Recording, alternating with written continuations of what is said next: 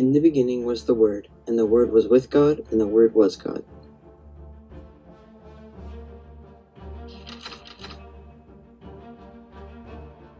In the beginning God created the heavens and the earth.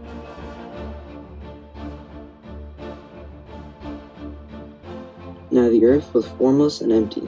Darkness was over the surface of the deep, and the Spirit of God was hovering over the waters. And God said, "Let there be light." And there was light. God saw that the light was good, and he separated the light from the darkness. God called the light day, and the darkness he called night. And there was evening and there was morning, the first day.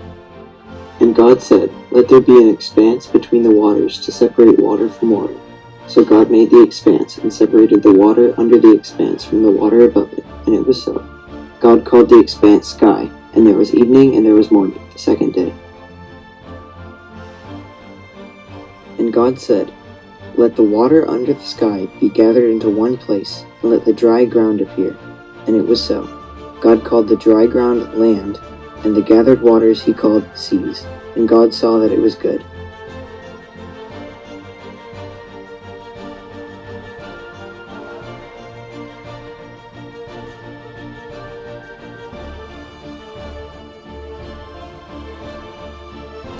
Then God said, "Let the land produce vegetation, seed-bearing plants and trees on the land that bear fruit with seed in it, according to their various kinds." And it was so. The land produced vegetation, plants bearing seeds according to their kind, and trees bearing fruit with seed in it according to their kinds. And God saw that it was good. And there was evening and there was morning, the third day.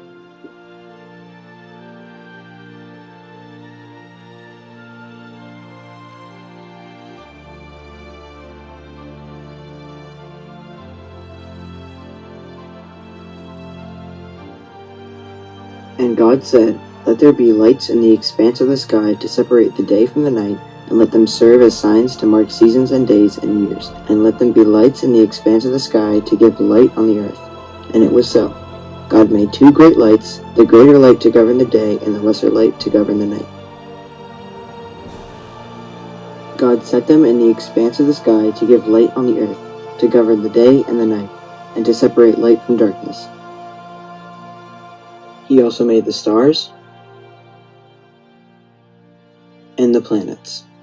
And God saw that it was good, and there was evening and there was morning, the fourth day. And God said, "Let the water teem with living creatures, and let birds fly above the earth across the expanse of the sky." So God created the great creatures of the sea, and every living and moving thing with which the water teems, according to their kinds, and every winged bird according to its kind. And God saw that it was good. God blessed them and said, "Be fruitful and increase in number, and fill the water in the seas, and let the birds increase on the earth." And there was evening and there was morning, the fifth day. And God said, "Let the land produce living creatures according to their kinds, livestock, creatures that move along the ground, and wild animals, each according to its kind." And it was so. God made the wild animals according to their kinds, the livestock according to their kinds, and all the creatures that move along the ground according to their kinds. God saw that it was good. Then God said, "Let us make man in our image, in our likeness, and let them rule over the fish of the sea and the birds of the air, over the livestock, over all the earth, and over all the creatures that move along the ground." The Lord God formed the man from the dust of the ground, and breathed into his nostrils the breath of life, and the man became a living thing. The Lord God said, "It is not good for the man to be alone. I will make a helper suitable for him." Now the Lord God had formed out of the ground all the beasts of the field and all the birds of the air. He brought them to the man to see what he would name them, and whatever the man called each living creature, that was its name. So the man gave names to all the livestock, the birds of the air, and all the beasts of the field. But for Adam no suitable helper was found. So the Lord God caused the man to fall into a deep sleep, and while he was sleeping, he took one of the man's ribs and closed up the place with flesh. Then the Lord God made a woman from the rib he had taken out of the man, and he brought her to the man.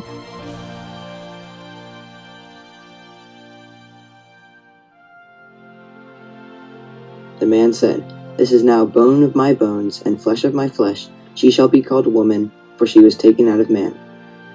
So God created man in his own image. In the image of God he created him. Male and female he created them, to have rule over the fish of the sea, and of the birds of the air, over the livestock, over all the earth and over all the creatures that move along the ground.